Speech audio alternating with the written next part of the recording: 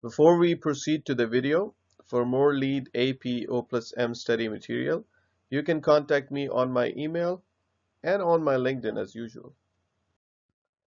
Hello and welcome to Location and Transportation, the first credit category for LEED AP O+M that may earn 15 points for your project, and surprisingly, there is only one credit without any prerequisite.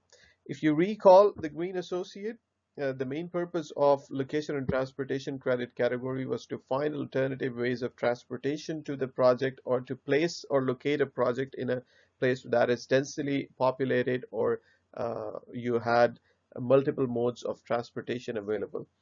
In case of operation and maintenance, in which the building is existing, you cannot change the location of the building. So the main purpose for this category and this credit is to find out any alternative transportation which will eventually reduce the environmental impact of commuting to and from the building.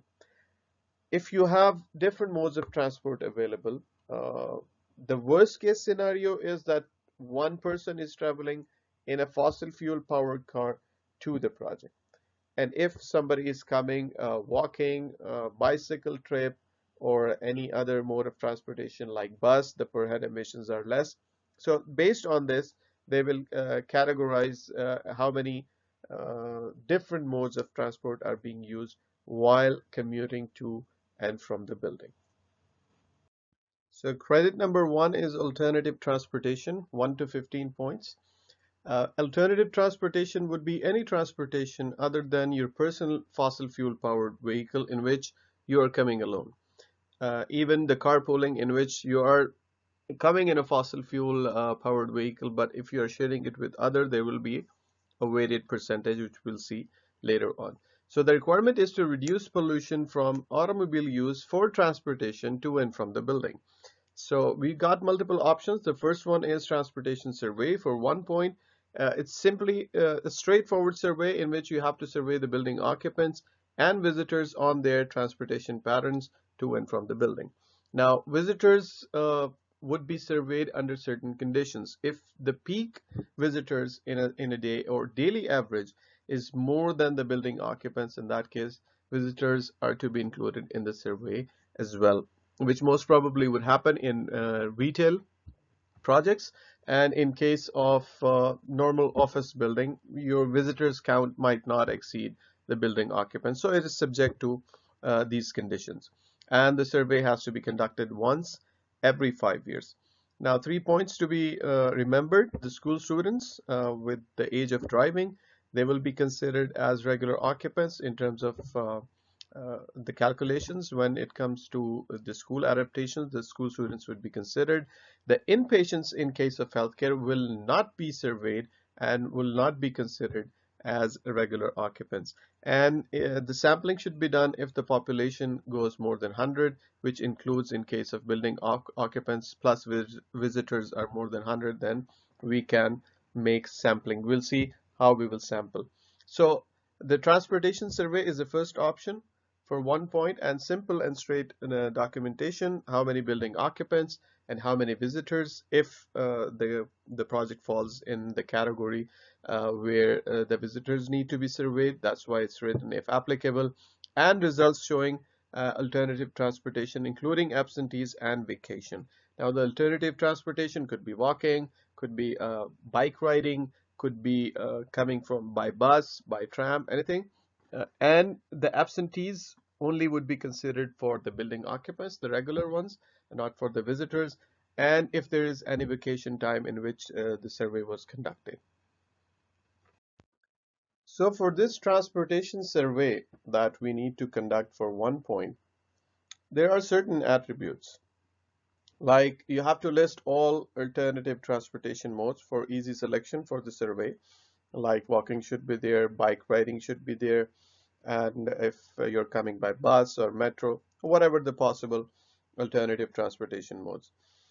In case of full-time equivalents, FTEs, or the regular building occupants, information has to be collected for complete week. If you have a 5-day week, then the survey should be conducted for 5 days, and if it is a 6-day week, then a complete information of 6 days should be collected. It is best to avoid holidays, events, or extreme weather conditions. The purpose being because it will not be a consistent survey in that case. In case of events, people would be more, and in extreme weather conditions, the thing that you are trying to collect is the transportation patterns, which are going to change in case of extreme weather conditions. So you would not have the correct results that you are aiming for. The survey for visitors should be separate, should not be the one that you are handing to the regular occupants. It should be different. And in case there is a possibility that a certain occupant of the building, he's coming by bus and going back by someone in the carpool, or he's coming by walking and going back by bus, it means he's using more than one mode of transportation. In that case, we will consider, or the calculations will be based on the largest distance traveled. Either it's coming to the building or going back home. And we can present, or we can have incentives for higher response rates. For example, you can hand over the survey to the building occupants and saying if you fill that, you will have a free coffee or a donut or something like that. But you cannot provide anything related to transportation. You cannot offer saying that if you provide me with the answers or the survey filled form, you can have free passes to the bus. Should not be related to transportation. So any incentives are perfectly acceptable, but it should not be related to the transportation. And you can have a free coffee and donut in order to have more response rates. The survey nature should not be disclosed before you hand over the paper. Uh, they should be finding out about the nature of the survey once they have the paper or the survey in hand. You cannot announce that tomorrow we're going to have a survey regarding transportation patterns and stuff. No, you can say we can have a survey, but the nature of the survey would be disclosed only when you hand over it to the building occupant or visitor. And the response rate should be 5% minimum in order to have legitimate results, or uh, in order to be acceptable. Well, we have seen before something called sample size, that in case you have more than 100 people, you can take a sample size, but exactly how many? So you have to come and reference back to this table. Starting from 100 regulars or visitors, you can take a sample size of 81. And then there is a list going on from 125, 150 up till 100,000. In case of 100,000, 398 is the number that is to be taken as a sample size, and the survey will be valid if it has a certain response rate. Now, usually the question asked in the exam is, if you have in between 1,000 and 2,000, for example, you've got 1,500 regulars and visitors, then what is the number of sample size that is to be used? You have to go for the next bigger number. So if you are in between 1,000 and 2,000, like 1,500, then you have to take the number which is the sample size for 2,000, which in this case is 333. So the exam will ask you that if you have 4,296 visitors and regulars, then how many people, or what should be the sample size for your survey? They will provide you with the table, and if it is more than 4,000, you have to go to the next value, which is 5,000, and the sample size for the 5,000 is 370, which would be the right answer. So this is how you can use this table in order to calculate the sample size which is acceptable for GBCI. So the option number 2 is alternative transportation rate. The first one was simple, just hand out some surveys to people, and with 5% of the response rate, you'll earn 1 point. But in order to get benefit from this credit category up to 15 points, you have to have alternative transportation rate calculation. So first thing first, you have to fulfill option number 1, have a survey in place. And alternative transport includes walking, bicycle, public transit. Telecommuting is simply work from home. I think it needs no explanation after what we have gone through. Carpool, when more than one person sharing the same car. Green vehicle is a vehicle that is scoring more than 45 in ACEEE, American Council of Energy Efficient Economy. So this is, it could be a hybrid, it could be a fuel cell, a hydrogen fuel cell vehicle. It has to be uh, accredited or certified by ACEEE and scoring more than 45. It would be considered a green vehicle. Rideshare is similar to carpool but in outside US, and shuttles will be excluded in that case. So these are the photos that you can see: bicycle, walking, and other modes of transportation, and driving, and telecommuting, which is work from home.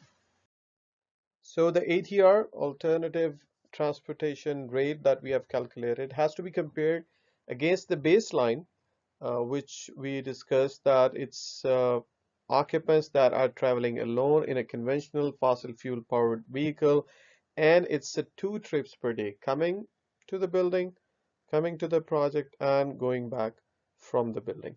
So we have different formulas for ATR, alternative transportation rate calculations. If we go one by one, I think we don't need to panic. There are like 6, 7 formulas, but if we go one by one, it's going to be easy. So we have to first calculate the raw transportation rate, survey response rate, total alternative transportation, etc. So let's go one by one. So the first formula that we'll be talking about would be alternative transportation trips calculation. Simply, you would add all the trips that you have counted other than the baseline of the conventional vehicle somebody is driving alone. So you have, if somebody is walking to the project, bicycling to the project via public transit, human powered conveyances, or if they did not come to the project because they're working from home, etc., etc. Uh, all the trips will be a one-on-one ratio with the conventional car trips, except the trips via carpool. The reason being that 2 people are using one vehicle. It is one less vehicle, but it should have a weighted average. And this is how it is calculated, the weighted factor, that if it is a 2-person carpool, then you have to multiply it by half. If it is a 3-person carpool, it will be multiplied by 2/3. The general formula is, if it is shared by n number of persons, it has to be divided by n minus 1 by n. So this is how you have to take out the weighted factor and put it above in the alternative transportation trips that you have calculated for the carpool. Now, once you have incorporated the carpool trips inside the alternative transportation total trips, you will have raw alternative transportation trips by the occupants by dividing alternative transportation trips by total trips, which in case would have been with the conventional vehicles, one incoming and one outgoing in one conventional vehicle, minus the absences. So total trips they would have made minus the absence is in the denominator, and the alternative transportation trips collective will be in the numerator. So I think these 3 formulas are pretty simple. Let's go to the next slide. So you have got something called survey response rate. This is needed because under ideal conditions you uh, gave 100 forms or 100 surveys distributed, and you've got 100 answers, no need to do anything. But this usually does not happen. So you should have a response rate. If you, which is simple, how many you distributed, how many you got filled. So number of answered surveys divided by the number of recipients will give you a response rate. In case you got 80 answers from 100, it will be 80%. And then you've got an extrapolation factor. This is required because for the non-respondents, you have to apply some value for them. In case you've got 60 to 100% of the answers, the response rate is 60 to 100%, and the extrapolation factor is going to be 1. If it is 50 to 59, you've got it 0.8. We will consider that the remaining are complying by 80% of what you have already received as an answer, and the rest of the table, 40 to 49, will be having extrapolation factor of 0.6, 30 to 39 will have 0.4, and less than 30 you cannot extrapolate. You will consider that remaining 70 are not using any alternative transportation. So the final formula where you have to put all these values is, first, to calculate total alternative transportation trips. So first, the alternative commuting trips that you have calculated in the first formula, then the non-responders, the people who did not respond to your surveys, and you have to give them a certain value based on your response rate. So non-responders into days by week, if they're coming 5 days a week or 6 days a week, times 2 commutes per day, which is the standard coming and outgoing. Then you have to multiply non-responders by the extrapolation factor, which in case, if you consider 50 to 59 would be 0.8, and rest goes as per the table, times the raw alternative transportation rate, which we calculated in the third formula in the past slide. So once you have multiplied all, you have the answering people, or the people who responded to the survey, plus the people who did not respond, and they are being extrapolated based on these formula, will going to give you the total alternative transportation trip. So there are 6 formulas. I think if you go one by one, they're not that difficult. So after having the total alternative transportation trips, which include the people who answered the survey, the people who did not answer the survey, and multiplying with the extrapolation factor and raw alternative transportation, so you came up with this total alternative transportation trips. Now, in order to get the rate, it's simply divided by total occupants now times the days of the week times the 2 trips per day standard. Remember, this is for occupants. For visitors, we have a different formula. So this is the final equation that will give you the percentage or the rate for regular occupants using alternative transportation, and the number of points will be based on this distribution chart. So we saw that it gives you 3 to 15 points. So starting with 10%, if 10% alternative transportation rate is being calculated based on the above formula, you will get 3 points, and 15, 20 respectively 4, 5, up till if there is 70% of alternative transportation rate, you're going to earn maximum 15 points. So these are the 7 formulas in order to come back to this alternative transportation rate chart, and then you can compare how many points your project can earn. So for 80 trips by visitors, it's going to be much easier because you do not have the days per week or somebody who is absent. It's just like visitors who are coming, and you have to see if they are using any alternative mode of transportation. So you will just add the number of trips which count as alternative trips, and then alternative transportation trips calculated divided by total trips of these visitors. Now, visitors would not be calculated alone. Definitely, they are calculated, or their alternative trips are calculated based on the fact that the peak and average daily is more than occupants. So the combined equation would be percentage of regular occupants into raw alternative transportation rate of regular occupants, or the one we calculated before, plus the visitors, percentage of visitors that excuse me, that visited or that answered, times the raw alternative transportation rate for visitors. So this is going to give the overall occupants plus visitors.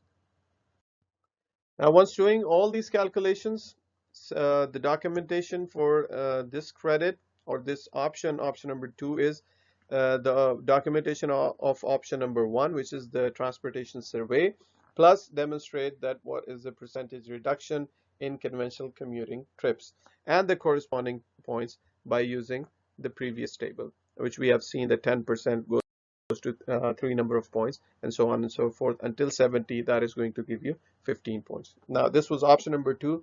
The option number 3 is the transportation resources, which is that the first thing, you have to meet the requirements of option number 1 to make a transportation survey and implement comprehensive alternative transport program by one of the following. Remember, the maximum number of points is 15, and for that you have to calculate the alternative transportation rate, or else 1 point was for the survey, and this option number 3 is going to give you maximum 2 points. So what are the strategies that can be implemented, or what are the program? One of them is educational strategies. If you have a new hire and you are providing or making an orientation, you can introduce also an alternative transport program inside. There you could have a monthly newsletter or weekly newsletter showing the alternative transport program introduced, or some memos, just like the office memos. Then there could be basic support, like you have a system or you have a program of carpool events, so the people coming to the same place can take part in those carpool event. Ride matching, if two people coming from the same place, they can ride match. And preferential parking for people using carpool or ride matching, or if they're using the green vehicles, they can have preferential parking, for example, near to the door, and even sometimes you can offer them a discounted parking fees. There are direct strategies that are going to reduce the number of people, or the number of commutes, which is telecommuting, work from home, compressed work week if you're using less number of days. And another strategy could be bicycle program. Uh, I have heard, I think in some of the companies, they introduce some walking program. You have to, they give you the devices, and you can post your progress.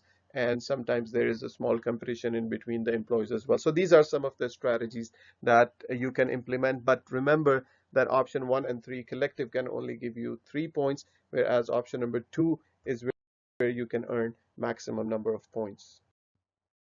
So the documentation for option number 3, the survey, it is a must. It has to be there. So the documentation of the survey and a narrative description of what alternative transport program that you have implemented. It's educational strategy, new hire orientation, or some carpool events. So whatever you have implemented, you have to submit as in documentation of each implement that is being implemented. We saw that for option number 2, the 70% was corresponding to 15 points. If you're able to show 80% reduction from the conventional commuting baseline, you will get an exemplary performance. So this was the credit, having 3 options, and it concludes the location and transportation, and we'll continue further with sustainable sites. Thank you very much.